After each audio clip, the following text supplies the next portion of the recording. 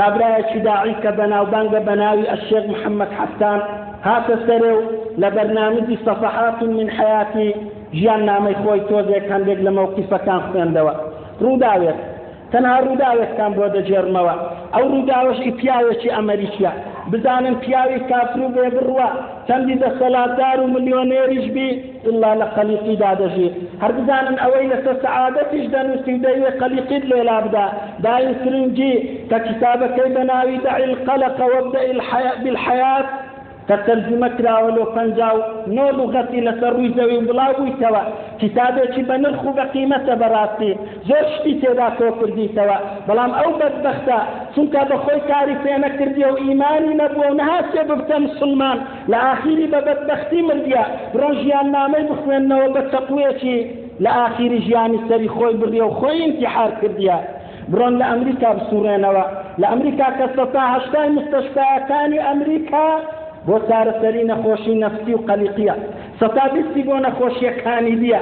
ئەوە لەو پەڕی تەکنەلۆجیایە و لەو پەڕی فلەوپایە دنیایە، بەڵام چونکە ئیمانی بەخوای لەگەڵیدا، ئیمان بەخوای لەگەردانیە و عەمەلی چاکی لەگەردانیە و مسلمان نییە ئیلا لە قەلیقیدا دەژیە. ئەو شێخە بەڕێزە دەفەرمێ دەرە ڕۆژیان لە مەرکەزی ئیسلامیدا بووم، دیتم پیاوێکی ئەمریکیم لێ بەژۆرێک کرد. لەو پیاوە ئەمریکیە دوو پیاوی عەرەبیشی لەگەردا بوون. سەلامیان کرد و مسافحەم لەگەر کردن و دامنان لەوێ. دەڵێ گوتم خێرە، دەڵێ پیاوە ئەمریکیەکە گوتی من هاتیمە مسلمان بوو. دەڵێ گوتم دەوەرە دانیشە تۆ چ کەسی؟ توڵا من دەوڵەمەندترین کەسم لەو شارەی خۆمە. یەکجار دەوڵەمەندم لە ژیانی پارە و پول کەس ناگاتەمە. تی باشادی بۆ دەبیە مسلمان. ئەنگۆ لەو پەڕی تەکنەلۆجیایدانە و مسلمانەتی ئێمە بە قسەی ئیعلامی ئێوە دواکەوتوین. ئێمە ئەوڕۆ کەسێک حەسوودیمان پێنادا لەبەرەوەی هیچمان نییە و ڕەش و قوتین، ڕوت و قوتین و ڕەش و نەدار و خەڵک لێمان بێزارە. باشە لەبەر چیە و خێرە دەبێ ئیسلام؟ دەڵێ گوتی لەبەر ئەو برادەرە سووریەی، لەبەر ئەو برادەرە و برایە سووریەی کە عەمەلە و کرێکارە لە مەعمەلەکەی من ئیش دەکە. دەڵێ گوتم بەسەرهاتەکە چییە؟ دەڵێ گوتی وەرە با بچینەوە لە ماڵێ زەنابی شێخی بۆت بجێڕمەوە. دەڵێ دەستی گرتم و چوون بەرەو ماڵیان. کە چوومە ماڵیان دیتم خانوێک و قەسرێکی هەیە، هەر هەمووی زوزادی و شوشە بوو، لەسەر یەکێک لە ئاوەکان دروستی کرد بوو، سارەیەکی ئاخیر مۆدیل لە ژۆرێ بوو، بەڵام بەفر بەسەری دایگرت بوو. چوین لە ژۆرێ دانیشتین و بە مرتاحی و لێم پرسی باشە بۆ دەبیە مسلمان؟ گوتی ئەو برایە سووریە. دەڵێ گوتم چ بووە؟ دەڵێ ئەمن چەندەهای ساڵە ئیش دەکەم و کەسابەت دەکەم و دەوڵەمەندم، لە هیچ شوێنێکی نەدۆڕایمە لە پارە و پول و دەوڵەمەندی، بەڵام لەگەروەی چەند جارێک چوویمە لەدەو ئەو زێی خۆم ئینتیحار کەم و خۆم بکوژم. هەر قەلیق بوویمە و نەگەیشتیمە بەختەوەری.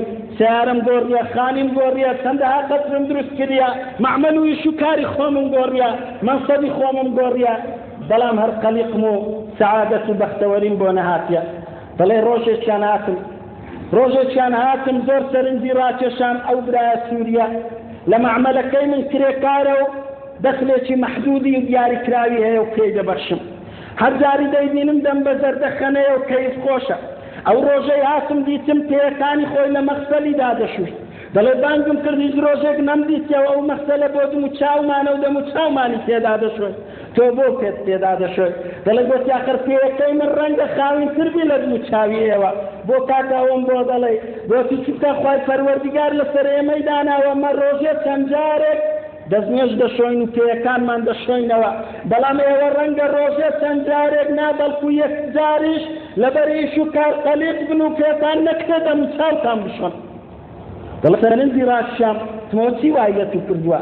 ژیانت هەر بەختەوەرە و فەقیر و هەژار و نەداریشی. لەگەڕێ پێ و قاسە ئشتامووی خاوینە و پاک و خاوینە، ئەوە چ وای لە تو کردێ؟ دەڵێ گوتی ئیسلام. چونکەمە ئیسلام گوتی ئەو ئیسلامی محەممەدینە عەلەیهی السەڵات وەسەلام. چ دەفەرمێ ئەو محەممەد عەلەیهی السەڵات وەسەلام؟ دەڵێ و فەرموودەی گۆخینمەوە عەجەبەن لئەمری المؤمینی. سەرسوورمان بۆ کار و ئیشی بڕوادار و ئیمانداری هەموو ئیشێکی خێرە لە دنیای، هەمووی بەختەوەری و سەعادەتیە. ئەگەر ناخۆشی پێبگا سەبر لەسەر دەگرێ، خێری بۆ دەنووسرێ و بەختەوەر دەبێ. ئەگەر خۆشی پێبگا شکرانەی خوای لەسەر دەکا و بە هەمان شێوە خێری بۆ دەنووسرێ. بەڵێ گوتم باشە کاچی خۆم سەرنجم دەدا لە دنیای تەسەور چت هەیە بەڵێ یەکسەر دوگمەیەکی داگرت پێڵاوەکانی لەوێ هەرگیرا و ئالەتێکی ئۆتۆماتیکی پێڵاوەکانی بۆ سبوغ دەکرد دەڵێ گوتی سەرنج بدە و لەو شوشەی تەمەشا بکە بە لەحەظات تەمەشام کرد دوگمەیەکی داگرت ئەو بەفرەی لەسەر سیارەکەی بوو کە دەنگۆ دەرگاکەمان پێ ناکرێتەوە لەبەر بەفرەکەی هەمووی تاواوە دەڵێ منی برچەنە دیزەیە بوو هەمووی پێنیشاندام ڕەسیدەکەی خۆی پێناساندم دەڵێ گۆتم ئازی چ دەکەی هێستا گۆتی بەختەوەر نیمە وەرویستیتم خۆم بکوژم زوو بە پێم بڵێ چۆن دەبماوی ئیسلامی کە بەختەوەرم بکە ئەگەر هیچ پارە پوولشم نەمینێ دەڵێ یەکسەر پێم گوت بڵێ ئەشهەد ئەن لا إله إلا الله وأشهد أن محمدا رسول الله دەرێ کابرا گوتیەوە لە دوام و لە دەحشەتان گریا بگریێ ئەو سووریانەی لەگەڵم بوون گوتیان باکردکەینەوە یاشە